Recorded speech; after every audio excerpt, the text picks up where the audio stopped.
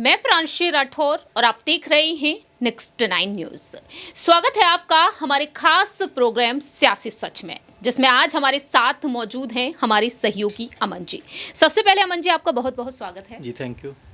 जैसा कि सर आप भी जानते हैं कि इस वक्त लोकसभा चुनाव को लेकर तैयारियां जोरों शोरों से चल रही हैं हर एक खेमे में, और ऐसे में देखा जाए तो उत्तर प्रदेश से लेकर बिहार तक, बिहार से लेकर मध्य प्रदेश, छत्तीसगढ़, राजस्थान, हर जगह पर लोकसभा सीटों पर देखा जाए तो अहम फैसला लिया जा रहा है। और ऐसे में अगर बात कर ली जाए मध्य प्रदेश के बारे में, मध्य प्रदेश में हमने देखा है कि बीजेपी आलाकमान ने किस तरह से पूर्व मुख्यमंत्री शिवराज सिंह चौहान को अब तक कोई बड़ी जिम्मेदारी नहीं सौंपी है।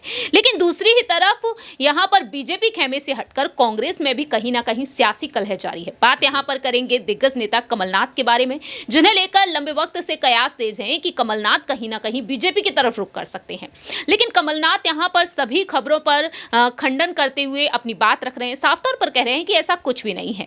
तो सबसे पहले यहां पर कमलनाथ का एक बयान दर्शकों को सुनाते हैं कि आखिरकार कमलनाथ ने बीजेपी में शामिल होने के सवाल पर किस तरह से हंसते मुस्कुराते हुए जवाब दिया है। वो कह रही है अगर आप लोग भी क्या कह रहे हैं? बहुत सारे लोग कांग्रेस से बीजेपी में ज्वाइन कर रहे हैं, क्या कहना है आपका? वो सब आपने देखा सुना कि किस तरीके से कमलनाथ यहां पर मुस्कुराते हुए जवाब देते हुए नजर आए हैं। तो सवाल यहां पर पहला यही बनता है मंजी कि आखिरकार कमलनाथ की हंसी के पीछे की वजह क्या हो सकती है। एक तरफ तो ये कहा जा रहा है कि कांग्रेस कहीं ना कहीं उन्हें दरकिनार करने पर तुली हुई है, जीतू पटवारी को प्रदेश अध्यक्ष बना दिया गया, हार का ठीकरा कमलनाथ पर फोड़ दिया गया। क्या यहां से अब शुरुआत हो रही है धीरे धीरे, कमलनाथ भी कहीं ना कहीं बगावती तेवर दिखा सकते हैं? देखिए, जाहिर बात है, इस बात को लेकर कई बार बात उठ भी चुकी है, चर्चा हो भी चुकी है प्रांशी, लेकिन ऐसा लगता नहीं है कि बीजेपी में वो जाएंगे। क्योंकि अगर आप देखें कि राजनीति का जितना भी उन्होंने दौर को जिया है वो कांग्रेस पार्टी के साथ में जिया। ऐसे में उनके बेटे खुद सांसद भी हैं और वो मुख्यमंत्री पद के सबसे बड़े दावेदार भी थे। लेकिन ये अलग बात है कि कांग्रेस पार्टी यहाँ पर चुनाव नहीं जीत पाई और इस वजह से वो मुख्यमंत्री नहीं बन पाए। लेकिन ये कहना कि वो बीजेपी में जा रहे हैं लगता तो नहीं है, लेकिन हाँ, ये भी कहना कोई गलत नहीं होगा कि बीजेपी कांग्रेस पार्टी के तमाम सारे जो बड़े नेता हैं वो बीजेपी में जाने को बड़े उत्सुक भी दिखाई देते हैं और जैसे ही मौका मिलता है बीजेपी की तरफ चले जाते हैं। चाहे आप मिलिंद देवड़ा की बात करें, गुलाम नबी आज़ाद की बात करें, और भी तमाम सारे जो नेता हैं वो जाते हुए नजर आते हैं। तो ये कहना कि वो नहीं जाएंगे पूरी तौर पर तो नहीं कहा जा सकता, लेकिन हाँ, ये ज़रूर कहा जा सकता है कि जिस तरह का उन्होंने दौर कांग्रेस पार्टी में जिया है तो उसको देखते हुए उनका बीजेपी में ज्वाइन करना बहुत मुश्किल है। क्योंकि वो खुद भी एक बहुत कद्दावर नेता है मध्य प्रदेश में, और ऐसे में ये बात ज़रूर उठी कि हाँ, राज्यसभा में जिस तरह से उनको नहीं भेजा गया तो क्या बाकी उनको दरकिनार किया जा रहा है, जिस तरह से अध्यक्ष पद से उनको हटाकर जीतू पटवारी को बैठाया गया, तो कई तरह के सवाल थे। लेकिन इन सब के बीच भी जिस तरह से उन्होंने कहा है कि जो कांग्रेस पार्टी में लगातार उनकी मजबूती रहेगी और भले ही उनको पद मिले न मिले लेकिन वो कांग्रेस पार्टी के लिए काम करते रहेंगे, तो मेरे ख्याल में ये कहीं ना कहीं अब लग रहा है कि वो पूरी तरह से कांग्रेस पार्टी के साथ हैं और बीजेपी में जाने के बारे में नहीं सोच रहे हैं।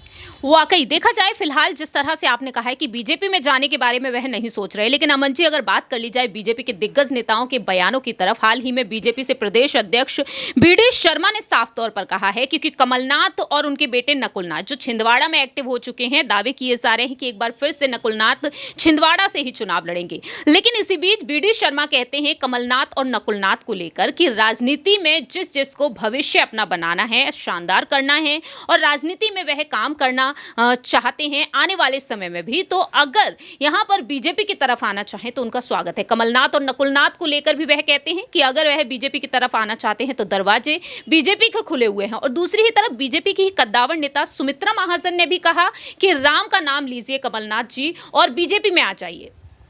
मेरे ख्याल से मुझे ऐसा लगता है कि कमलनाथ को लेकर कैलाश विजयवर्गीय ने जो कहा था कि उनकी एक्सपायरी डेट हो चुकी है, मतलब कि राजनीति से वो पूरी तरह से अब जो है अलग हट चुके हैं, तो ऐसे में उनको बीजेपी में आना मेरे ख्याल से कोई बेहतर ऑप्शन नहीं होगा। इस बात का उन्होंने जिक्र किया था। तो कई तरह के इसमें सवाल उठते हैं कि क्या वाकई कमलनाथ अगर बीजेपी में आते हैं तो उनका भविष्य जो है वो सुरक्षित हो पाएगा, क्योंकि सिंधिया इससे पहले बीजेपी के अंदर आ चुके हैं, मुख्यमंत्री बनना चाहते थे, अभी तक तो उनके पास मुख्यमंत्री का पद आया नहीं है। तो ऐसे में तमाम सारे सवाल हैं कि क्या वाकई बीजेपी में आकर कमलनाथ या उनके बेटे नकुलनाथ की जो राजनीति है क्या बेहतर दिशा में जा पाएगी, अपने आप में बड़ा सवाल है। क्योंकि कांग्रेस पार्टी में भले ही वो जो है अभी अध्यक्ष नहीं रहे हो, लेकिन उनका जो रसूख है, उनका जो रुतबा है वो बहुत ज़्यादा है। ऐसे में बीजेपी में अगर वो आते हैं तो उनका वो इज्जत रसूख मेरे ख्याल से नहीं रहेगा, इसीलिए वो जहाँ पर हैं वहीं पर रहना उनके लिए बेहतर होगा।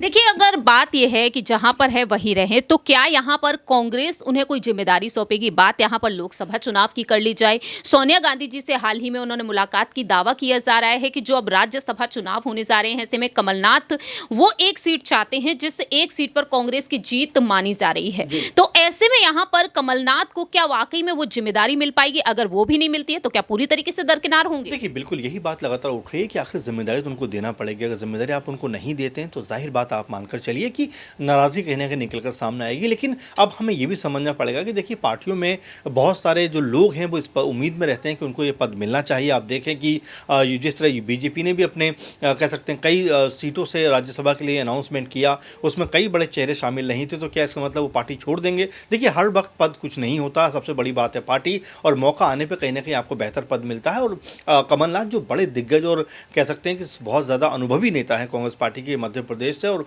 केंद्र की राजनीति में भी खासकर उनका दखल रहा है। तो ऐसे में उनको लेकर ये कहना कि उनका जो रुतबा है वो मेरे ख्याल में कांग्रेस पार्टी में जितना है उतना बीजेपी में नहीं रह सकता, और इस बात को वो बखूबी समझते हैं और इस तरह का वो एक्शन लेना नहीं चाहेंगे। क्योंकि यहाँ पर उनकी जो पूछ है, उनके बेटे खुद यहाँ से सांसद हैं, तो ऐसे में अगर बीजेपी में जाते भी हैं तो मेरे ख्याल में उनको कोई बहुत बेहतर अपॉर्चुनिटी यहाँ पर मिलती हुई नजर नहीं आएगी। मान लिया जाए अमन जी, अगर वाकई में बीजेपी में आ जाते हैं, जिस तरह से बीजेपी के नेताओं ने बयानबाजी दी है, स्वागत करते हुए नजर आ रहे हैं, अगर आ भी जाते हैं तो लोकसभा चुनाव वह लड़ते हुए नजर आएंगे तो क्या छिंदवाड़ा सीट से ही नजर आएंगे वह, या फिर उनके बेटे नकुलनाथ को मान लीजिए?